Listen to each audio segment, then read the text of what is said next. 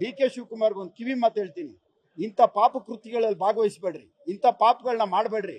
ನಿಮ್ಗೂ ಒಂದು ಕುಟುಂಬ ಇದೆ, ನಿಮ್ಗೂ ಒಂದು ಮನೆ ಇದೆ. ನಾಳೆ ನಿಮ್ಮ ಕುಟುಂಬ ಬೆಳಿಬೇಕಾಗಿದೆ. ಆಸ್ತಿ ಮಾಡಿರೋದು ಶಾಶ್ವತ ಅಲ್ಲ. ನಾಳೆ ನಿಮ್ಮ ಕುಟುಂಬದಲ್ಲಿ ಇದೇ ರೀತಿ ಯಾರಾದ್ರೂ ಒಬ್ರು ಕಣ್ಣೀರು ಹಾಕ್ತಾರೆ. ಇದು ಜ್ಞಾಪಕ ಇಟ್ಕೊಳ್ಳಿ. ಪಾಪ ಯಾರನ್ನ ಬಿಡಲ್ಲ. ನೀವು ಮಾಡಿರೋ ಪಾಪ ರಮೇಶ್ ಜಾರಕಿಹೊಳಿದು ನಾವೆಲ್ಲರೂ ಕುಟುಂಬಗಳಿರುವಂತವ್ರು. ಈ ಮಟ್ಟಕ್ಕೆ ಬೆಳೆದ ಮೇಲೆ ಇಷ್ಟು ಹೀನ ಕೃತ್ಯಕ್ಕೆ ಯಾಕೆ ಹೋಗ್ತೀರಿ? ನೀವು ಮುಖ್ಯಮಂತ್ರಿ ಆಗ್ಬೇಕು ಅನ್ಕೊಂಡಿರೋರು, ಆ ಸ್ಥಾನಕ್ಕೆ ನೀವು ಹೋಗ್ಬೇಕು ಅನ್ಕೊಂಡಿರೋರು ದೊಡ್ಡ ಮಟ್ಟದಲ್ಲಿ 4 ಜನಕ್ಕೆ ಒಳ್ಳೇದು ಬಯಸ್ರಿ. ಈ ರೀತಿ ಹನಿ ಟ್ರಾಪ್ ಮಾಡೋದು, ಈ ರೀತಿ ಮಾಡೋದು, ಇಷ್ಟು ನೀಚ ಕೆಲಸಕ್ಕೆ ಡಿ ಕೆ ಶಿವಕುಮಾರ್ ಅವ್ರು ಇನ್ನು ಮುಂದಕ್ಕಾದ್ರೂ ಹೋಗದಂಗೆ ಜನಸೇವೆ ಕಡೆ ಗಮನ ಕೊಡ್ಲಿ. ಅವ್ರ ಸ್ಥಾನಕ್ಕೆ ಇದು ಶೋಭೆ ತರಲ್ಲ. ಇವತ್ತು ನನ್ನ ನೋವು ಎಷ್ಟಿದೆ ಅನ್ನೋದು ನನಗೆ ಗೊತ್ತಿದೆ.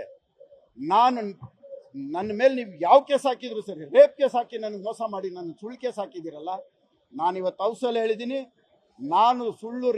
ನಾನು ರೇಪ್ ಮಾಡಿದರೆ ನಾನು ಸರ್ವನಾಶ ಆಗಿ ಹೋಗ್ತೀನಿ, ನಾನು ಹುಳ ಬಿಸಾಯ್ಬೇಕು. ನೀವು ಸುಳ್ಳು ಕೇಸ್ ಹಾಕಿದ್ರೆ ನೀವು ಹುಳ ಬಿಸಾಯ್ತೀರಿ. ನನ್ನ ಕುಟುಂಬಕ್ಕೆ ಆಗಿರೋ ನೋವು ನಾಳೆ ನಿಮ್ಮ ಕುಟುಂಬದಲ್ಲಿ ಯಾರನ್ನ ಅನುಭವಿಸಿದಾಗ ನಿಮ್ಗೆ ಆ ನೋವು ಗೊತ್ತಾಗತ್ತೆ. ಇನ್ನು ಮುಂದಕ್ಕಾದ್ರೂ ಡಿ ಕೆ ಶಿವಕುಮಾರ್ ನೀವು ಬುದ್ಧಿ ಕಲ್ತ್ಕೊಂಡು ಜನಸೇವೆ ಕಡೆ ಗಮನ ಕೊಡಿ.